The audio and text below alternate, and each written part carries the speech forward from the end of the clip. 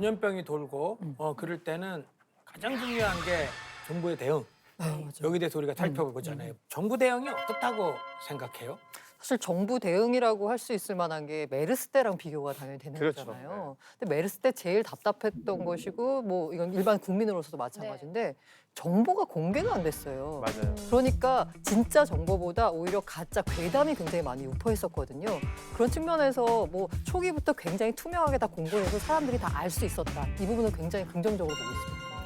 그러면 또 대한의사협회 과학검증위원장님으로서 지금 정부의 대응에 대해서 어떻게 생각하시는지도 궁금한데요. 메르스 사태 때는 해외에서 신규로 들어온 환자는 별로 없었어요. 없었어요. 그래서 그 점이 고민이 안 됐습니다. 예. 근데 이번은 해외에서 신규로 들어오는 환자 부분을 어떻게 막을 거냐, 즉 검역에서 부분이 또 다른 전쟁터입니다. 그렇죠. 지금처럼 우한 후베이 지역만 입국 제한을 해야 되느냐, 아니면 좀 더 확대해야 되느냐, 그런 여러 가지 고민들을 지금 하고 있는 것 같습니다. 사실 지금 시즌이 곧 대학 개강 시즌이거든요. 그렇죠. 근데 개강을 앞두고 들어오는 중국인 유학생만 7만 명이라고 하는데 사실 대학생들이 개강을 좀 연기를 하고는 있긴 하지만 그래도 또 입국 자체를 좀 막아야 된다 아니면 좀 그건 조금 좀 과하다 이런 의견들이 좀 나오고 있거든요. 어떻게 좀 보세요? 굉장히 어려운 게 그렇죠. 하필 중국이에요. 중국에 우리나라 수출을 가장 많이 하는 맞아요. 나라이기도 하고 가장 경제 의존도가 큰 나라거든요.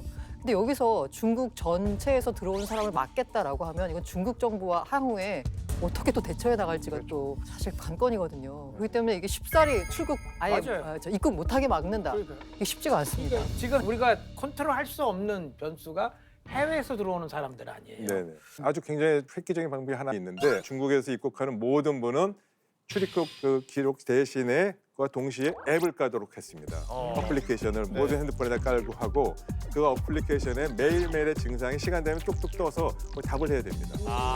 근데 이 앱이 중요한 점은 증상이나 체크나 이런 건 앱에 바로 전송이 될 뿐더러 바로 동선 파악도 됩니다.